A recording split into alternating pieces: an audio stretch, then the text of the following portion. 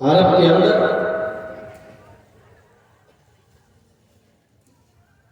شراب عام تھی، جوا عام تھا،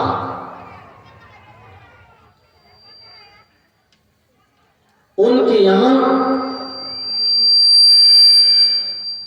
جو نکاح کا سسٹم تھا، آپ تعجب کریں گے کہ نکاح کا سسٹم بھی بڑا خراب تھا۔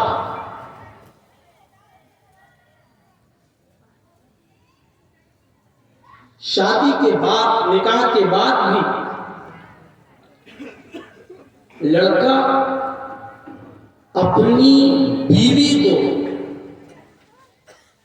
اپنے پاس نہیں رکھتا تھا۔ اس سسٹم پر ذرا غور کیجیے۔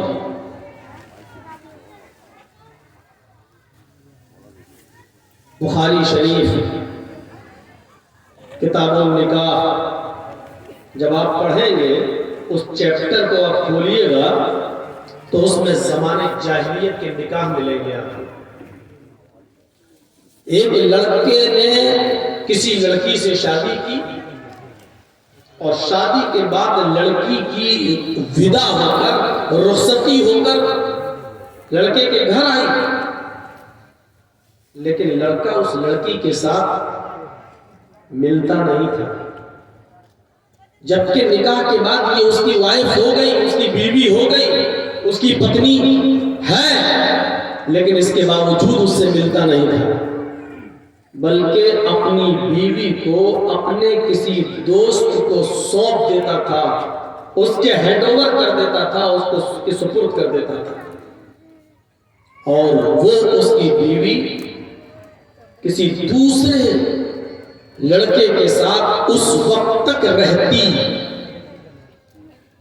جب تک کہ اس دوسرے لڑکے سے اس کی بیوی کو حمل نہیں ٹھہر جائے، گربھ نہ رہ جائے، تب تک اس کی بیوی دوسرے لڑکے کے ساتھ رہتی۔ اور جب اس کو پتہ چلتا کہ ہماری بیوی کو جس کے پاس ہم نے بھیجا تھا اس سے حمل ٹھہر گیا ہے، گربھ رہ گیا ہے، تب یہ اس کو بلاتا تھا اور اپنے گھر میں لاتا تھا، اور پھر اس کے ساتھ رہن سہن ہوتا تھا، اس کے ساتھ ملنا جلنا ہوتا تھا۔ ایسا اس لیے کیا جاتا تھا ان کے عقیدے کے مطابق، ایسا اس لیے کیا جاتا تھا کہ اس سے بچہ نیک پیدا ہو۔ یہ کتنی گھناؤنی رسم تھی کہ شادی کے بعد وہ لڑکا اپنی بیوی سے مل نہ سکے اور اس کو دوسرے کے حوالے کر دے۔ شادی کا ایک طریقہ یہ تھا، ایک طریقہ تو میں بتا چکا ہوں، یہ شادی کا دوسرا طریقہ یہ تھا کہ ایک ہی عورت کے پاس، ایک ہی لڑکی کے پاس 3 سے زیادہ اور 10 تک جتنے افراد جانا چاہتے جاتے ہیں، 3 ہو سکتے تھے، 4 بھی ہو سکتے ہیں، 5 بھی، 6 بھی، 7 بھی، 8 بھی، 9 بھی اور 10 تک ہو سکتے تھے، لیکن 10 سے زیادہ نہیں۔ اور یہ سلسلہ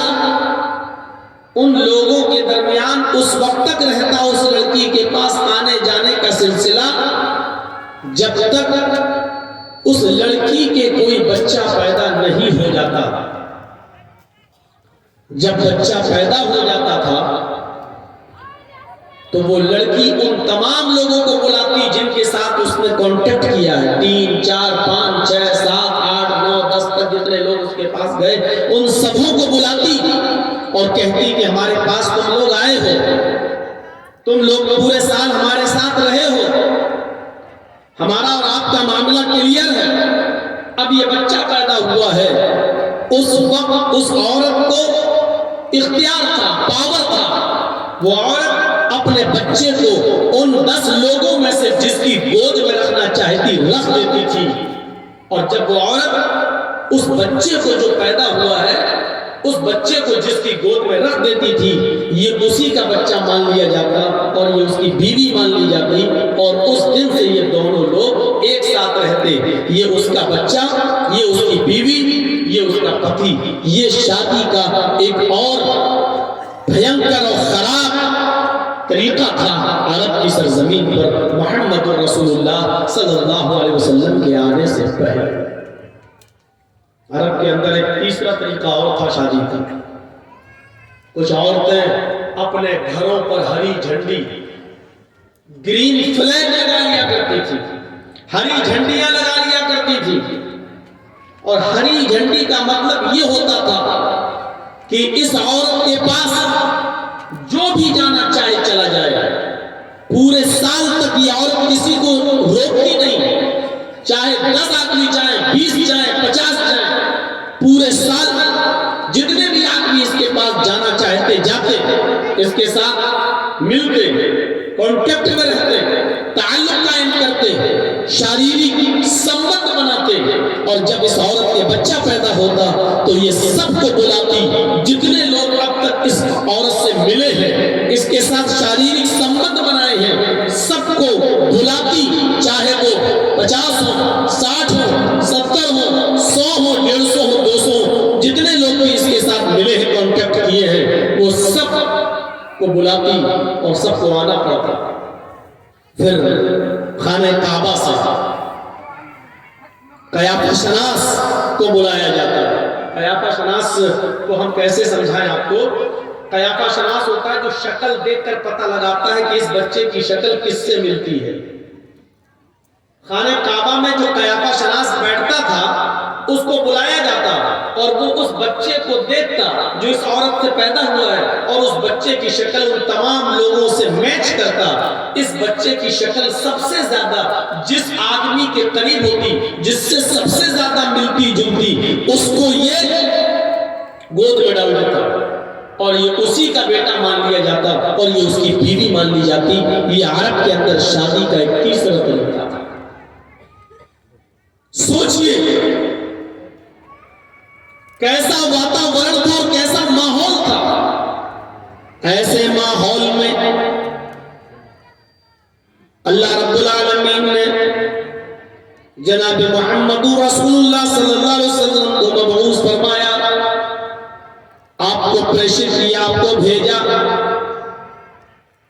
کہ ان تمام قسم کے نکاحوں کو ختم کریے، اس میں عورت کی، استری کی کوئی ویلو نہیں ہے، اس میں کوئی اس کی عزت نہیں